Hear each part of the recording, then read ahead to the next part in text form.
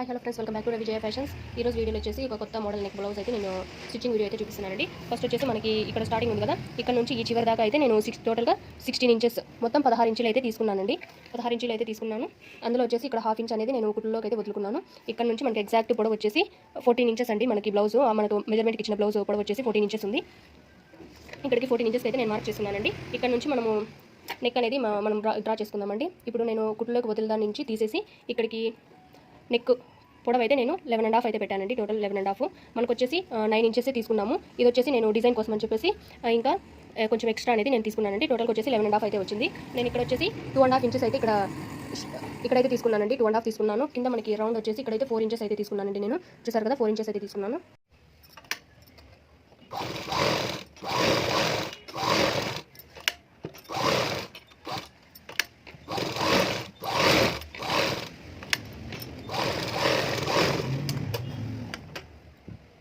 ఇప్పుడు ఈ క్లాత్ని మనం హాఫ్ ఇంచ్ అనేది ఎక్స్ట్రాగా కొంచెం మార్కింగ్ చేసుకున్నాం కదా. దీన్ని వచ్చేసి ఈ క్లాత్ కంటే కూడా మనం ఎక్స్ట్రాగా అనేది కట్ చేసుకోవాలండి. ఈ విధంగా వీడియోలో చూపిన విధంగా అయితే మనం కట్ చేసుకోవాలి. ఇలా మనం ఎక్స్ట్రా క్లాత్ అంతా కూడా కట్ చేసుకున్న తర్వాత హాఫ్ ఇంచ్ క్లాత్ వదులుకుంటాం కదండి. బార్డర్ శారీలో నుంచి కొంచెం బార్డర్ అయితే తీసుకున్నాం కదా, దాన్ని సీదా వేసుకోవాలండి. సీదా వేసుకున్న తర్వాత వీడియోలో చూపించిన విధంగా మీరైతే పైన ఒక స్టిచ్ వేసేయండి.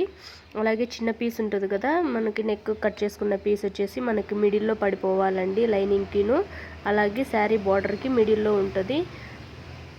తర్వాత మనకి బ్యాక్ సైడ్ ఉంటుంది కదా, బ్యాక్ సైడ్ తీసుకోవాలి. బ్యాక్ సైడ్ తీసుకున్న తర్వాత వచ్చేసి దానికి బ్లౌజ్ పీస్ ఉంటుంది కదా, అది సీదా వేసుకోవాలండి.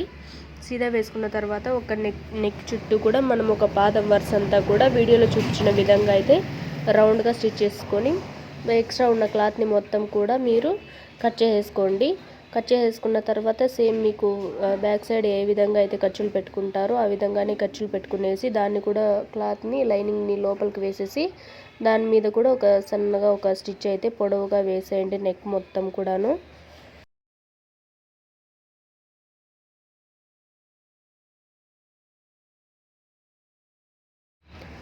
క్లాత్ స్టిచ్ చేసేటప్పుడు ఎక్కడ కుచ్చులుగా రాకోకుండా నీట్గా వచ్చేటట్టు మనము చదురుకుంటూ అయితే స్టిచెస్ వేసుకోవాలండి. తర్వాత వచ్చేసి మనం క్లాత్ని రివర్స్ చేసుకొని బ్యాక్ సైడ్ మొత్తం కూడాను స్టిచ్చింగ్ అయితే వేసేయాలండి. బ్యాక్ సైడ్ మొత్తం కూడా స్టిచ్ వేసేయాలి.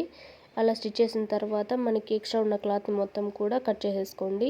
ఆల్రెడీ ఫ్రంట్ పార్ట్ అయితే స్టిచ్ చేసేస్తాం కదండి. అది స్టిచ్ చేసిన తర్వాత వచ్చేసి మనకి వెనకాల ఇవి నడుము దగ్గర కొంచెం మడిచి కుట్టాలి కదండి. అది చూసుకొని అయితే మీరు మడుచుకొని నడుము అయితే కుట్టేసుకోండి.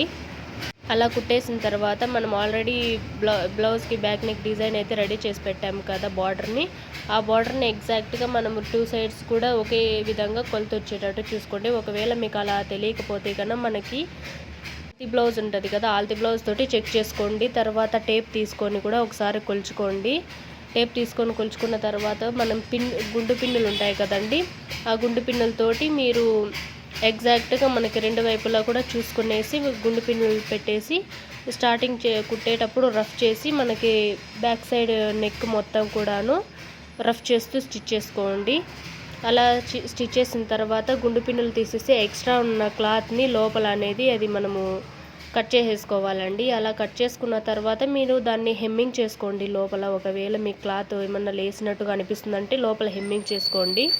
తర్వాత మనకి శారీలో కలర్స్ ఏదైతే మీ దగ్గర లేస్ ఉంటుందో మనకి ఆ లేస్ అనేది మనం నెక్ చుట్టూ కూడా మనము వేసుకోవాలండి. బార్డర్కి మనకి రౌండ్గా తిరిగేటప్పుడు కూడా మీరు కొంచెం నిదానంగా చూసుకొని మనకి లేస్ అనేది స్టిచ్ వేసుకోండి.